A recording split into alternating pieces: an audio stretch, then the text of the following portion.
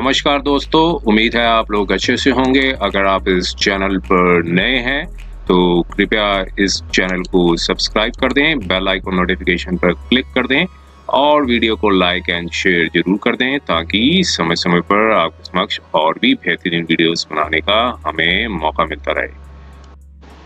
दोस्तों, माननीय Supreme court ने 13 सितंबर 2023 को एक जजमेंट है जो कि प्रोनाउंस की है, जो कि क्रिमिनल अपील ज्यूरिसडिक्शन की क्रिमिनल अपील नंबर 1012 ऑफ 2022 की है, जिसमें appellate versus state of Gujarat का ये केस है। तो इसमें माननीय सुप्रीम कोर्ट ने ये बताया है कि अगर कोई अक्यूज्ड को बरी कर दिया जाए, अगर कॉमन कई अक्यूज्ड को पार्टी मतलब एक ही इंसिडेंट में कईयों को अक्यूज्ड बनाया हो और सेम विटनेसेस हों और एक अक्यूज्ड को छोड़ दिया जाए, तो उसमें बाकी के जो रिमेनिंग अक्यूज्ड हैं उनको भी पैरिटी जो है वो मिलनी चाहिए। नहीं तो इनसे क्या होगा, ये वॉयलेशन ऑफ फंडामेंटल राइट्स होंगे। और यहाँ पर इस जजमेंट में ये भी देखने को मिला कि दो अक्यूज्ड ने आगे अपील जो है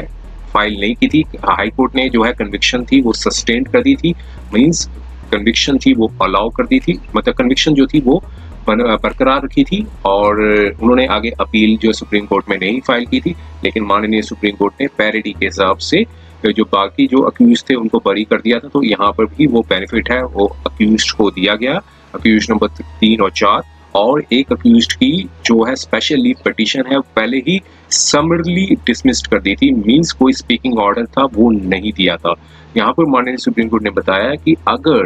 कोई स्पीकिंग ऑर्डर नहीं दिया जाता है और समरली डिसमिस कर दी जाती है तो इसमें डॉक्ट्राइन ऑफ मर्जर है वो एप्लीकेबल नहीं होगा। तो यहाँ पर माननीय सुप्रीम कोर्ट ने उस अक्यूज्ड की जो पहले जो स्पेशली पिटीशन थी जो समरली डिसमिस कर दी थी उसको रिकॉल कर दिया और वो बेनिफिट है उनको दिया। और इस जजमेंट में ये भी देखने को मिला कि जो अगर कोई सोल विटनेस है, एक इंडिपेंडेंट एक सोल विटनेस है, तो अगर वो यहाँ पर 3 विटनेसेस के बारे में बताया गया है। एक होली रिलायबल विटनेस होता है, एक होली अनरिलायबल होता है, एक Holi neither Holi reliable not Holi unreliable होता है। तो अगर जो तीसरे लेवल की जो श्रेणी में जो विटनेसेस आते हैं जो ना होली रिलायबल है ना होली अनरिलायबल है, तो ऐसे में भी जो है कन्विक्शन है वो सस्टेन नहीं की जा सकती है। और आइए हम इसके थोड़े से कंटेंट्स को समझने की कोशिश करते हैं, हुआ क्या था और माननीय सुप्रीम कोर्ट ने जो है एनालिसिस मतलब लीगल पॉइंट्स का क्या एनालिसिस किया और किस तरीके से जो है अक्यूज्ड को बेनिफिट्स दिया। आइए हम इसके कंटेंट्स को समझने की कोशिश करते हैं जजमेंट के माध्यम से और कुछ लॉ के जो लीगल पॉइंट्स उसको भी समझेंगे। तो देखिए, ये एक घटना थी, अपीलेंट थे उनको कन्विक्शन कर दिया था 7 नवंबर 2003 को और प्रोसिक्यूशन का ये केस था कि 10 बजे 1000 से 1500 लोग एक सिटी ऑफ अहमदाबाद है वहां गैदर्ड हो गए थे और प्रोसिक्यूशन विटनेस एक है वो जा रहे थे 2 व्हीलर्स पे। तो क्राउड जो था क्राउड ने उनको रोका और उन्हें अपनी आइडेंटिटी है वो डिस्क्लोज करने को कहा। अपनी जब आइडेंटिटी डिस्क्लोज की तो क्राउड ने असॉल्ट किया और 2 व्हीलर्स को बर्न कर दिया। उसके बाद क्राउड ने एक ऑटो रिक्शा को भी रोका और पैसेंजर्स थे ऑटो रिक्शा में जो सफर कर रहे थे उनको बाहर निकाला और एक प्रोसिक्यूशन विटनेस 2 थी वो उनका जो नेकलेस था और जो एक पैसेंजर थी ऑटो रिक्शा में उनका जो नेकलेस था वो स्नैच कर लिया, छीन लिया और मॉब ने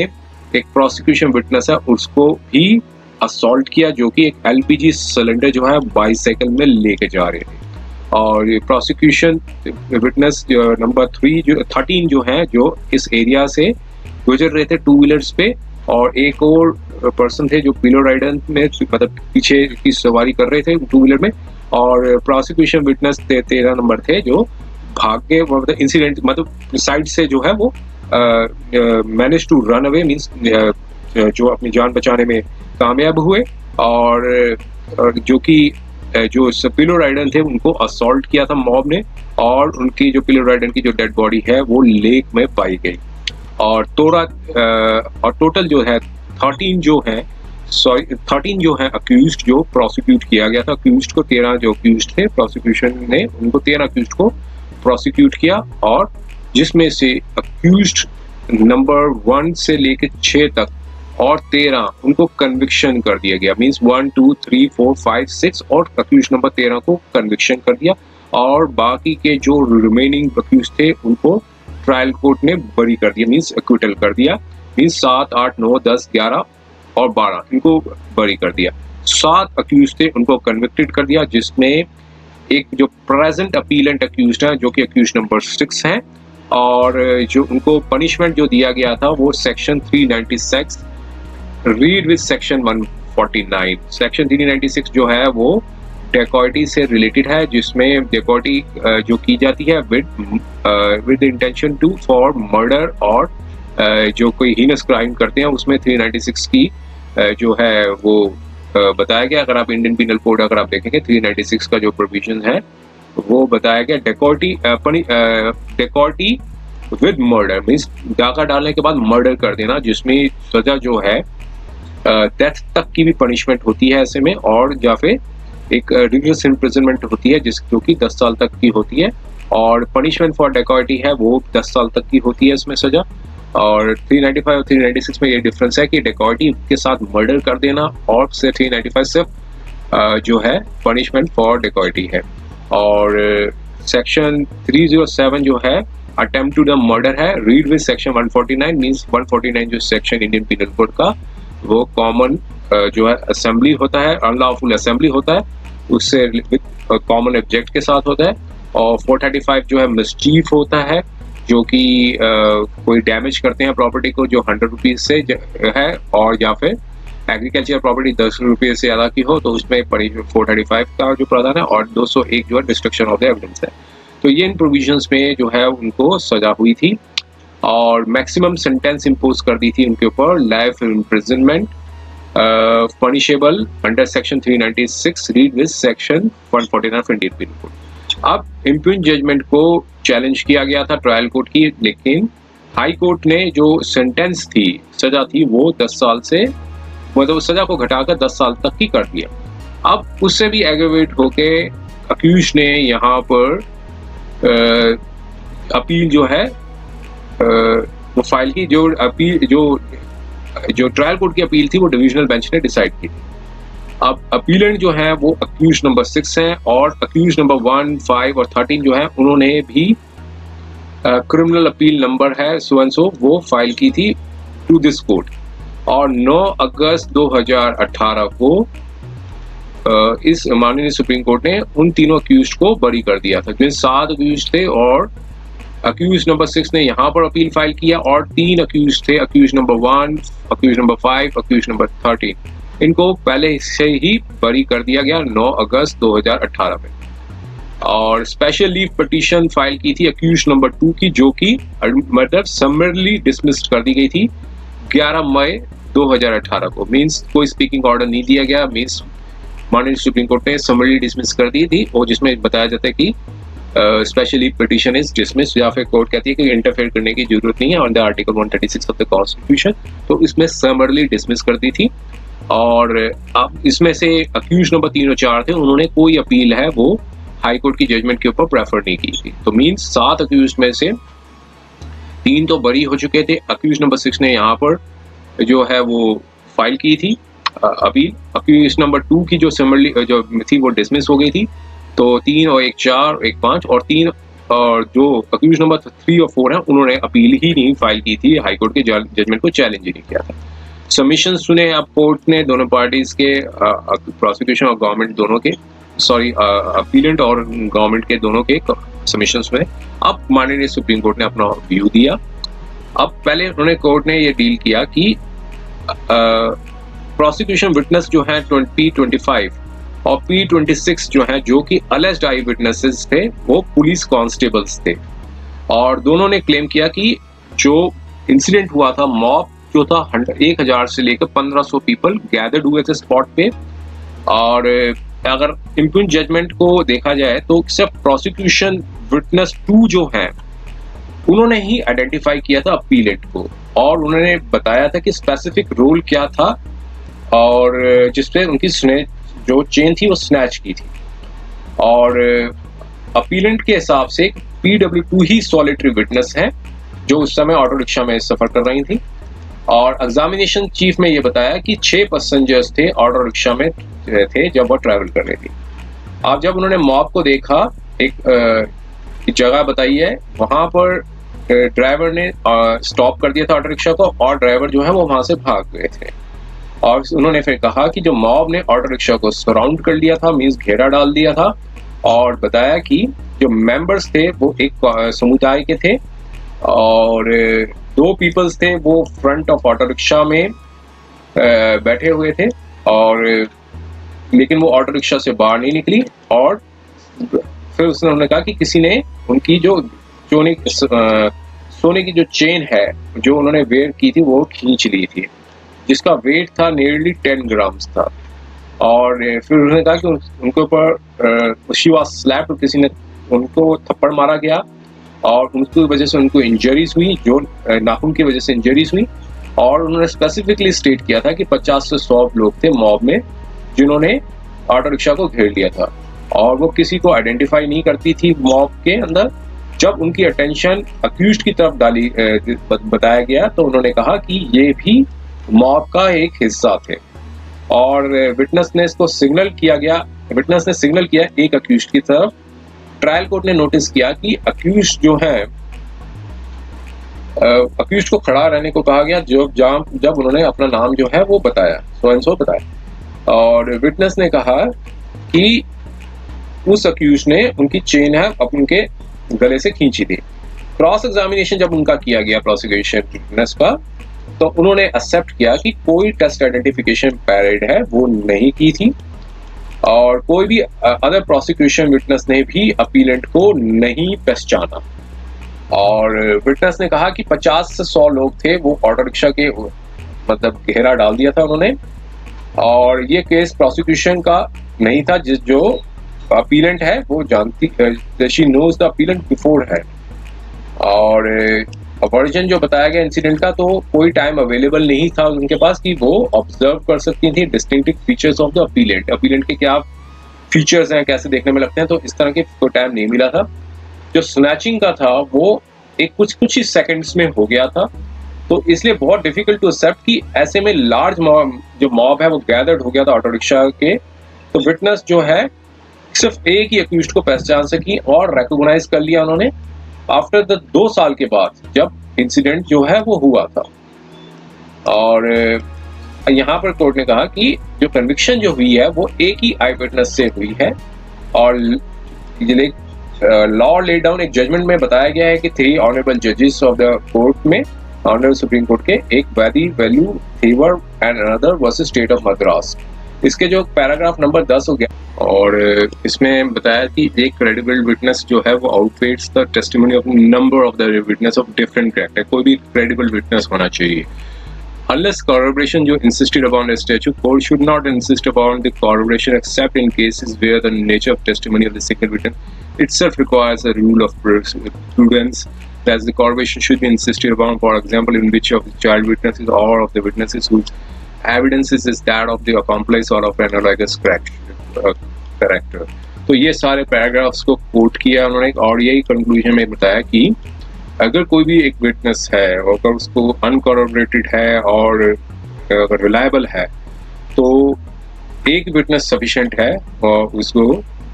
कन्विक्शन किया जा सकता है। और अब यहाँ पर ये सारे जो कंटेंट्स थे उसको माननीय कोर्ट ने जो एक क्लासिफाई किया, एक 3 तरह के कैटेगरी ऑफ विटनेसेस थी, उसको बताया गया, एक होली रिलायबल, wholly unreliable, और neither wholly reliable or nor wholly unreliable, neither wholly reliable nor wholly reliable। तो पहले विटनेस को और दूसरे विटनेस से तो कंक्लूजन निकाला जा सकता है इजीली, और ये जो थर्ड कैटेगरी ऑफ जो विटनेसेस हैं तो इसके ऊपर ये कोर्ट को यहाँ पर बताया कि काफ़ी सर्कमस्पेक्ट होना पड़ता है, और जो मटीरियल्स पर्टिकुलर्स हैं, जो रिलायबल टेस्टिमोनी है डायरेक्ट और सर्कमस्टेंशियल, तो यहाँ पर कोर्ट को काफ़ी ज़्यादा विजिल होना पड़ता है। और इस तरह के विटनेसेस के बेसिस पे यहाँ पर फिर यही प्रिंसिपल्स थे इस जजमेंट पे भी अप्लाई किया। और जो नेचर ऑफ टेस्टिमोनी थी PW2 की, तो यहाँ पर कोर्ट ने कहा कि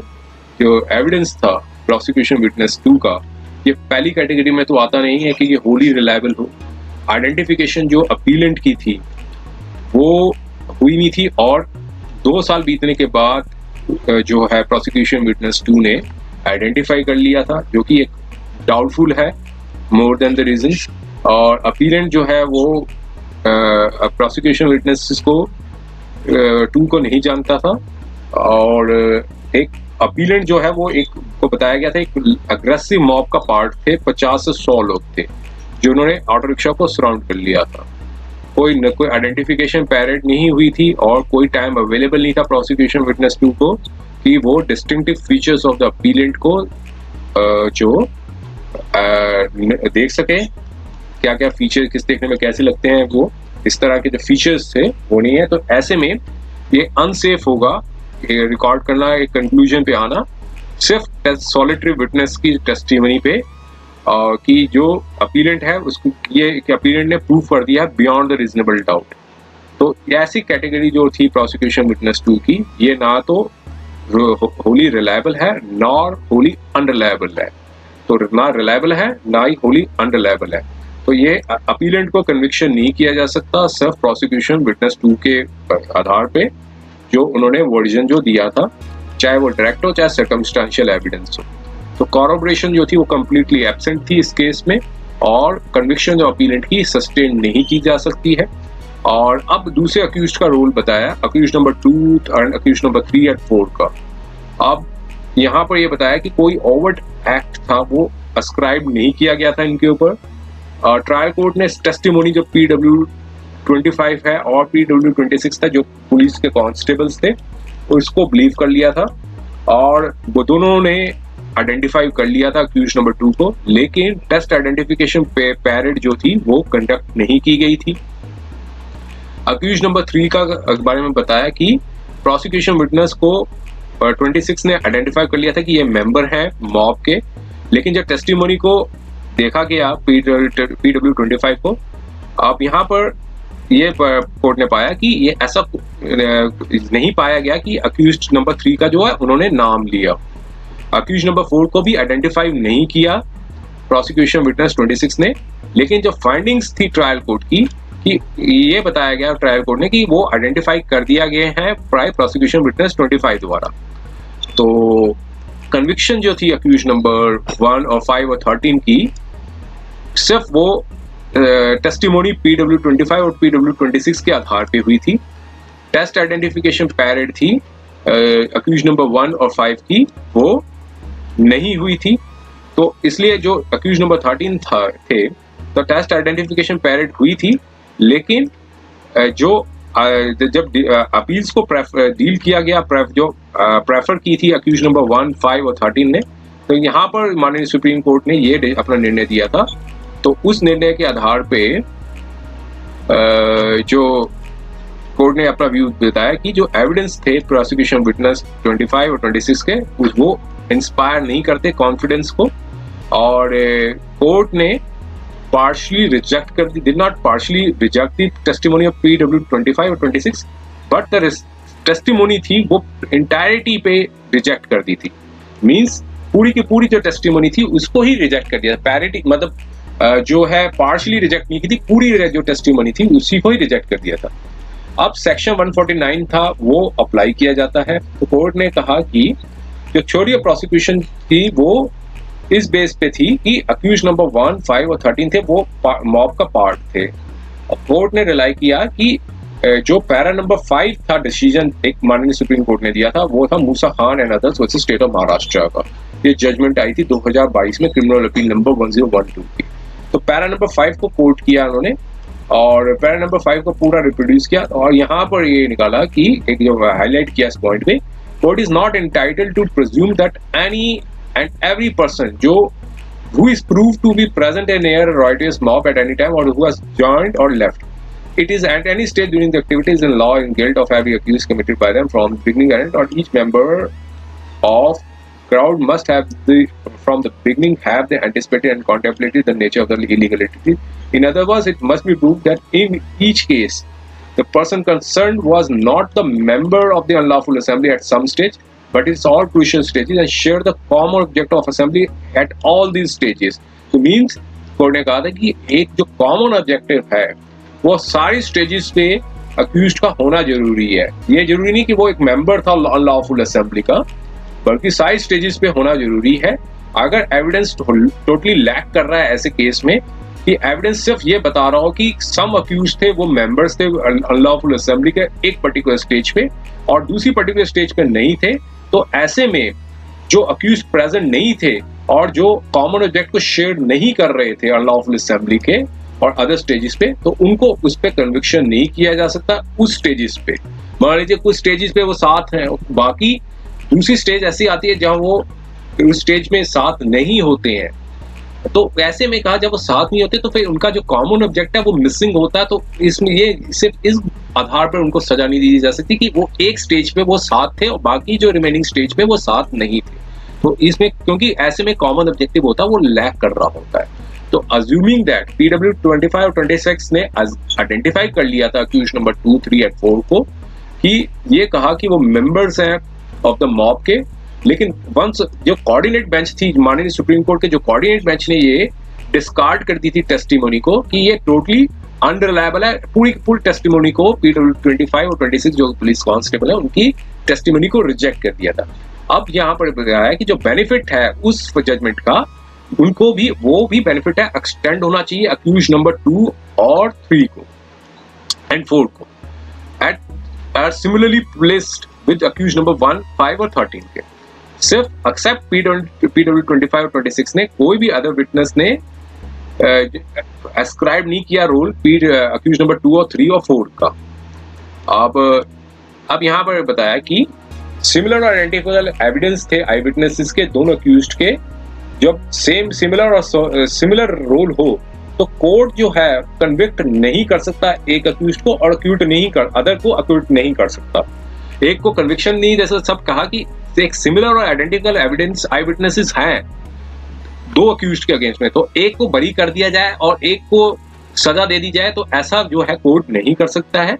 क्योंकि अब यहाँ पर प्रिंसिपल ऑफ पैरिटी जो है वो गवर्न करती है दोनों के ऊपर।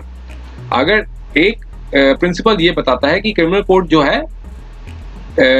अलाइक केसेस, जो सारे सिमिलर केसेस को एक साथ ही एक जैसा ही देखना चाहिए, ऐसे नहीं कि डिस्टिंक्शन दो अक्यूज्ड के बीच में नहीं होनी चाहिए। अगर डिस्टिंक्शन कर रही है कोर्ट तो ये एक तरह की डिस्क्रिमिनेशन हो जाएगी, भिन्नताएं हो जाएंगी। तो अब अक्यूज्ड नंबर 3 और 4 ने तो उन्होंने अपील ही नहीं फाइल की थी, सिर्फ हाई कोर्ट के ऑर्डर को तक ही सीमित रह गए थे, लेकिन आगे हाई कोर्ट ने जो कन्विक्शन कर दी थी उसके ऊपर माननीय सुप्रीम कोर्ट में अपील नहीं फाइल की थी। अब केस बताया कि Pavan Kumar versus state of Haryana का था। अब इसी कोर्ट ने ये एक सिमिलर कॉन्टीजेंसी थी वो सम डिटेल में जो डील की थी। कोर्ट ने कहा था कि jurisdiction of article 136 of the constitution जो है वो इन्वोक हो सकता है in the favour of the party even suo motu, अगर कोर्ट सेटिस्फाइड हो, कंपेलिंग ग्राउंड्स हो, अगर एक्सरसाइज एग्जिस्ट करती हो, मींस अगर कोर्ट चाहे तो 136 आर्टिकल 136 के अंदर वो सुओ मोटो भी संज्ञान ले सकती है अगर कोर्ट को सर्कमस्टांसेस नजर आए तो यहाँ पर सच सुओ मोटो जो है वो सुओ मोटो पावर जो है वो स्पेरिंगली बहुत लिमिटेड लेवल पे यूज करनी चाहिए, लेकिन विद सावधानी के साथ, विद कॉशंस के साथ एंड सर्कमस्पेक्शन के साथ। अब जो पावर है रेयरेस्ट ऑफ रेयर केस में ही एक्सरसाइज कोर्ट को करनी चाहिए, ऐसे नहीं कि हर रूटीन मैनर पे करनी। रेयरेस्ट ऑफ रेयर केस जैसे ये केस कोर्ट ने इस केस में पाया। अब यहाँ पर पाया कि अक्यूज नंबर 1 और 5 और 13 थे, वो उनको कन्विक्शन थी सिर्फ प्रोसिक्यूशन विटनेस PW 25 और 26 के आधार पे की गई थी और उनको अक्विट कर दिया था क्योंकि जो टेस्टिमोनी थे दोनों विटनेस के वो अनरिलायबल थे और उसको डिस्कार्ड कर दिया गया था। अब यहाँ पर सेम रिलीफ जो है अगर एक्सटेंड नहीं की जाएगी अक्यूज नंबर 3 और 4 को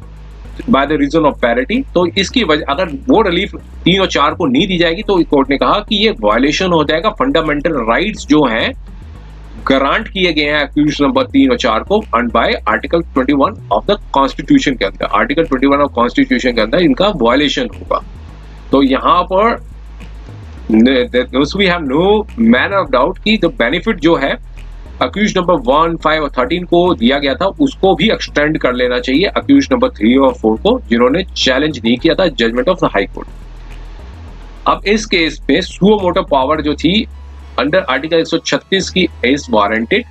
और question of the liberty of the two accused guaranteed by the article 21 of the constitution. अब जो है अक्यूज नंबर 2 के ऊपर कोर्ट ने देखा कि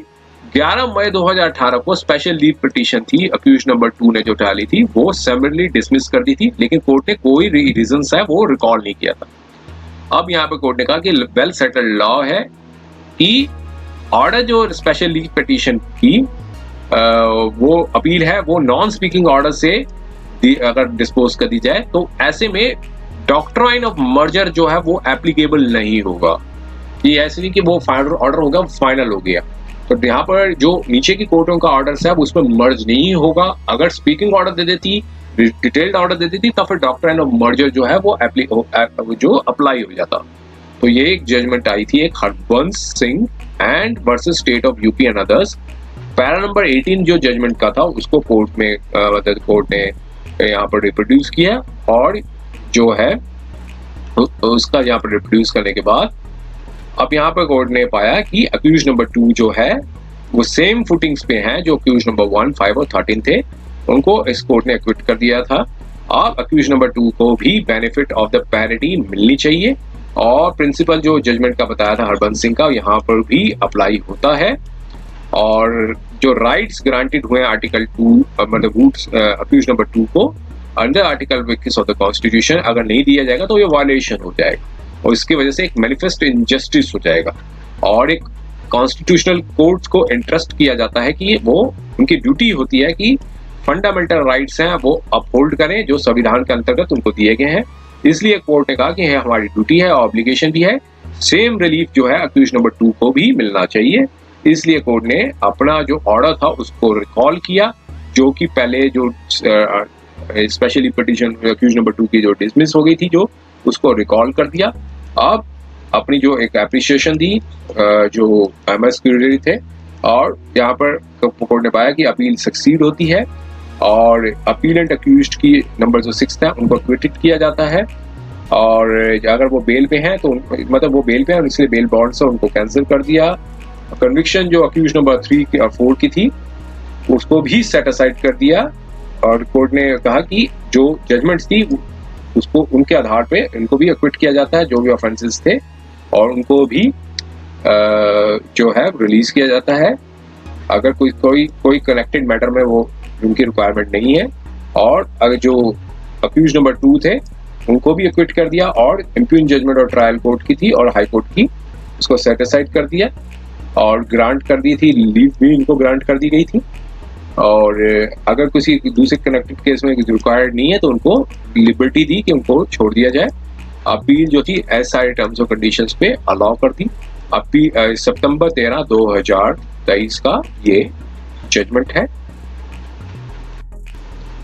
तो ये था वीडियो, उम्मीद है ये वीडियो आपको पसंद आया होगा। अगर ये वीडियो आपको पसंद आया तो कृपया इस चैनल को सब्सक्राइब कर दें, बेल आइकन नोटिफिकेशन पर क्लिक कर दें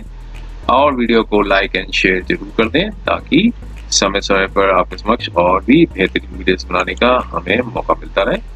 समय देने के लिए बहुत बहुत धन्यवाद।